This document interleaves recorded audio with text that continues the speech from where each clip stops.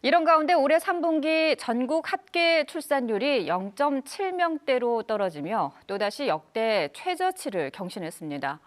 전국에서 유일하게 1명대를 유지했던 세종시마저 0.8명대로 무너지면서 지역의 인구 감소가 가속화될 거란 우려가 커지고 있습니다. 뉴스 브리핑 조정아 기자입니다. 올해 3분기 전국에서 태어난 아이는 5만 6천여 명. 지난해 같은 기간보다 11.5% 줄었습니다.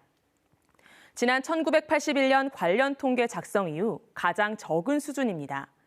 3분기 합계 출산율, 다시 말해 여성 1명이 평생 낳을 것으로 예상되는 평균 출생아 수 역시 뚝 떨어졌는데요. 지난해 같은 기간에 비해 0.1명 감소한 0.7명으로 역시나 역대 최저치를 기록했습니다.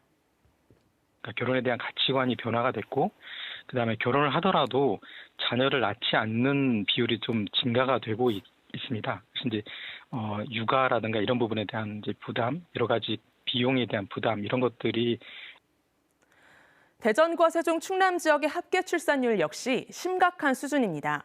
대전의 경우 0.75명으로 1년 사이 0.16명 감소했고, 충남도 지난해보다 0.11명 줄어든 0.84명을 기록했습니다. 특히 전국에서 유일하게 합계 출산율 1명을 넘겨왔던 세종마저 0.86명으로 내려앉았는데요. 보통 연말로 갈수록 출생아 수가 줄어드는 점을 감안하면 올해 4분기 전국 합계 출산율은 처음으로 0.6명대로 떨어질 수 있다는 전망도 나옵니다. 여기에 고령화에 따른 사망자도 꾸준히 늘면서 인구 자연 감소 흐름이 장기간 이어지고 있는데요.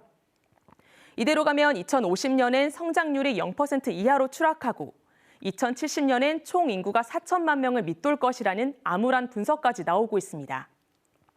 젊은 층 유입이나 정주 여건 개선을 위한 제도적인 뒷받침이 시급한 이유입니다.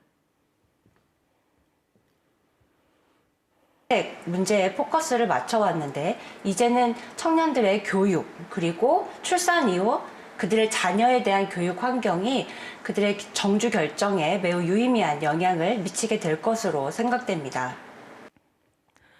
해마다 역대 최저치를 경신하는 혼인 건수에 출산 기피 현상까지 더해지면서 인구 절벽에 대한 우려가 높아지고 있습니다. 지금까지 뉴스 브리핑이었습니다.